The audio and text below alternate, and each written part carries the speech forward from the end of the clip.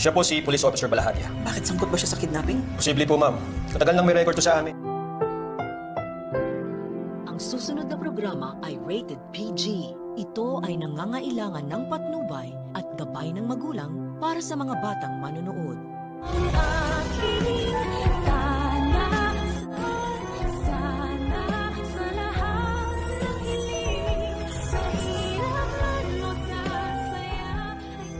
Kahihiyan talaga sa imahe ng mga kapulisan itong si Police Officer Balahadia pagkat legit nga naman na napakahalang ng kaluluwa nito. Matapos niya kasing walang awang patayin ang kapwa niyang pulis na si Vasquez, ay ngayon naman ay pinag-iinteresan niya na si Lolo Pepe. At wiran niya nga kasi na nakuha naman na daw nila ang gusto nila na 100 million pesos ransom money mula sa mga tanyag. At kung patuloy pa rin naman daw nila itong bibihagin at itatago, ay wala naman na silang mapapala. Kaya suggestion niya nga kay Moira na tapusin niya na daw kaya itong si Lolo Pepe. Sagot naman ni Moira na matagal niya na nga daw gustong patayin itong matanda. Ngunit lagi lang siyang pinipigilan ni Zoe dahil kahit papano ay napalapit na rin ang doktora sa lolo niya. Nakaisip na naman ng evil plan itong si Balahadia at sinabi kay Moira na ano daw kaya kung pauwiin niya muna ang anak niya. At habang wala nga ito, tsaka nila isa sa katuparan ang plano nila na pagtapos sa buhay nito para naman pati ang nalalaman nitong katotohanan ay maibaon na rin sa hukay kasama niya. Pero lingid sa kaalaman nila na nakikinig pala si Zoe sa pinag-uusapan nila.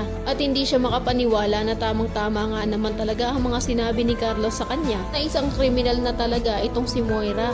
Maisipan na kaya nitong doktora na itakas ang kaawa-awa niyang lolo. Sa kabilang banda, kung inaakala naman nila Balahadia at Moira na nalihis na nila ang pagsususpetsya ng mga tao, ay nagkakamali sila pagkat nakakuha na ng impormasyon itong mga pulis tungkol kay Balahadia at agad ngang pumunta sa magkapatid na tanyag upang itanong kung kilala daw ba nila o namumukhaan nila itong police officer. Pagkakita ni Giselle ng picture ay tinanong niya kung mayroon daw ba itong kinalaman sa panginidnap sa tatay niya. Gayon din naman si Robert na tiningnan ang litrato ni Balahadia at naalala din na ito nga ang kasabwat ni Moira sa pagtatago ng CCTV footage ng pagkahulog niya sa hagdan. Kaya naman kumpirmado niya na si Moira talaga at si Balahadia ang may pakana ng pangingidnap at pangungulimbat ng 100 pesos ransom money sa kanila. Kaya naman kung isa ka rin sa mga nagnanais sa lalong madaling panahon ay matuntun na ng mga pulis ang kuta nila Moira upang maabutan pa nilang buhay itong kaawa-awang si Lolo Pepe, ay pakiclick naman ang like at subscribe button. Maaari ka rin mag-iwan ng komento sa ibaba kung isa ka rin sa mga atat ng makitang mabulok sa kulungan itong sina Moira at Balahadia. Maraming salamat sa iyong panunood.